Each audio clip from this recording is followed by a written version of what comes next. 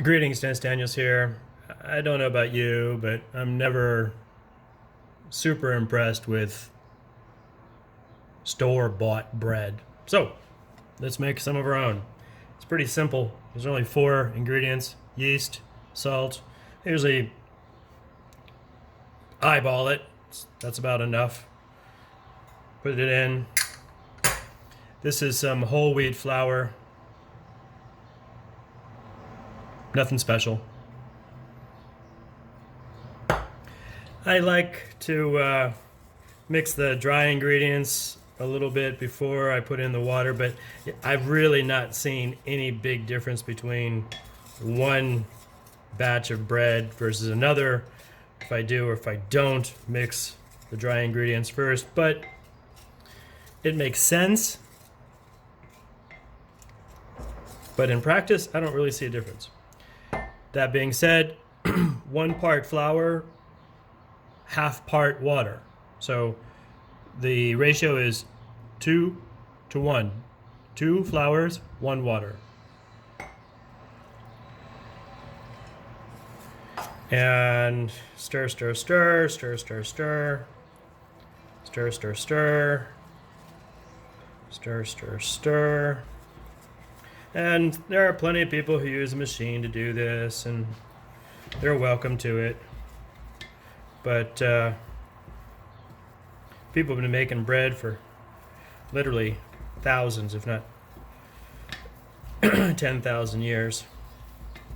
And there were no machines 1,000 years ago for making bread. So, stir, stir, stir. And that looks pretty good. Nothing fancy there, yeah? Now this is where the fancy part starts. My wife bought me a silicone oven mat. And this one here has got lots of little pyramids on it. And I have an old baking pan that I've been reluctant to use because it started rusting. Now I could put in a baking paper to protect the dough from the iron rust, which probably is not super critical anyway, but as a way of keeping older kitchen utensils from ending up in the recycling bin, just use a silicone oven mat, and your old pot, or your old oven pan is given a new life. Now, you're wondering, why am I doing that? Because I'm just going to put the whole thing in, this whole ball of dough, right into the cooking pan with the oven mat, and I'm going to spread it out just a little bit. The dough itself will double in size over the next 8 hours or so.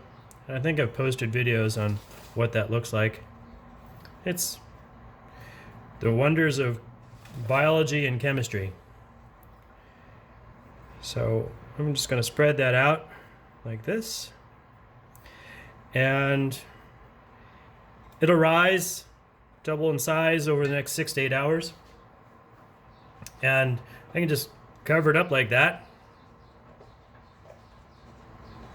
No big deal. And that way it'll keep the dust and dirt and flies off it. And it'll rise. And put it in the oven